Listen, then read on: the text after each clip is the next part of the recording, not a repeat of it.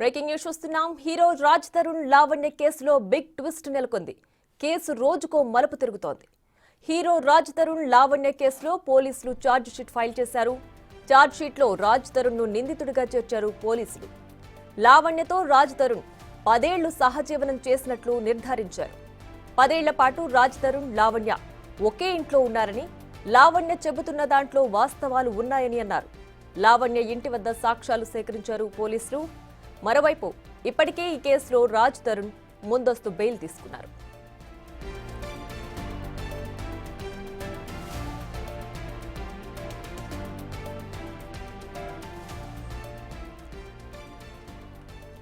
ఇక ఇదే అంశానికి సంబంధించి మరింత సమాచారం మా ప్రతినిధి సుజాత ఫోన్ లైన్ అందిస్తారు. సుజాత, చెప్పండి, రాజ్ తరుణ్ లావణ్య కేసులో పోలీసులు ఇప్పటికీ ఎలాంటి ఆధారాలు సేకరించారు?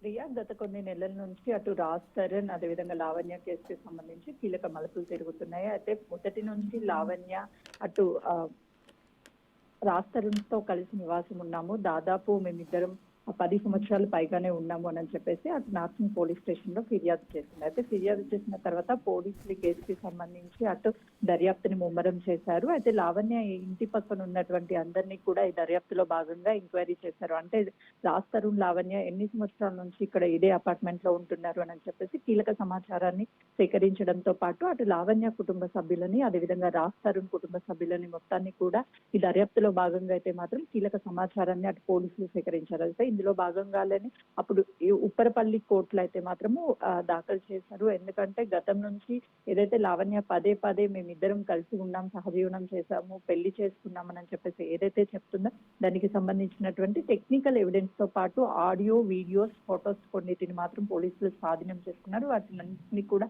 కీలకంగా కోర్టుకి సమర్పించారు. కాబట్టి అందులోనూ కీలకంగా అటు రాజ్ తరుణ్ కి సంబంధించినటువంటి ఛార్జ్ షీట్ లో తన పేరు నమోదు చేశారు. అయితే వీళ్ళకి సంబంధించినటువంటి ఎవరెవరు అటు లావణ్య ఫ్రెండ్స్ కి సంబంధించి కావచ్చు, అదేవిధంగా రాజ్ తరుణ్ కి సంబంధించినటువంటి ఫ్రెండ్స్ ని కూడా కీలకంగా విచారించినటువంటి నేపథ్యంలో కీలక డాక్యుమెంట్స్ ని కూడా అయితే మాత్రం పోలీసులు స్వాధీనం చేసుకున్నారు. ఛార్జ్ షీట్ లో అటు రాజ్ తరుణ్ కి సంబంధించినటువంటి పేరును అయితే మాత్రం నమోదు చేసి కోర్టుకి కొన్ని టెక్నికల్ ఎవిడెన్స్ అయితే మాత్రం సమర్పించినటువంటి పరిస్థితి ఉంది. కాబట్టి ముందస్తుగానే బెయిల్ ని కూడా రాజ్ తరుణ్ తీసుకున్నటువంటి పరిస్థితి అయితే నెలకొంది. ప్రియా, రైట్. అయితే ఈ కేసులో ఇప్పటికే రాజ్ తరుణ్ ముందస్తు బెయిల్ తీసుకున్నారు కదా, ఆయన సినిమాలు కూడా ఇప్పుడు రిలీజ్ కి రెడీగా ఉన్నాయి. మరి రాజ్ తరుణ్ తరపున లాయర్ ఏం వాదనలు వినిపిస్తున్నారు?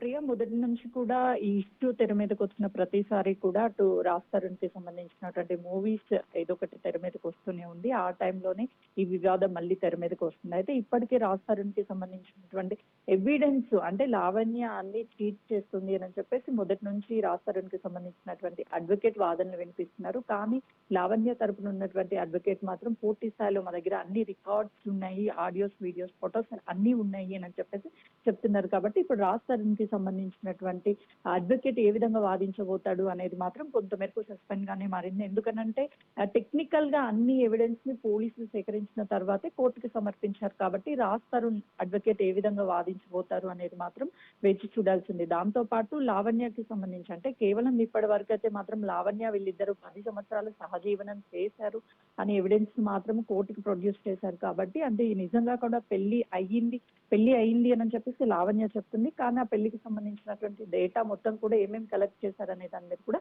కొంతమేరకు ఛార్జ్ షీట్ బయటకు వస్తే కానీ కొంచెం మేరకు క్లారిటీ ఉండే అవకాశం ఉంటుంది. ఆ తర్వాత ఏ విధంగా ఇటు రాజ్ తరుణ్ కి సంబంధించినటువంటి అడ్వకేట్ వాదించబోతారు అనేది మాత్రం వేచి చూడాలి. Priya, right Sujatha, thanks for the updates.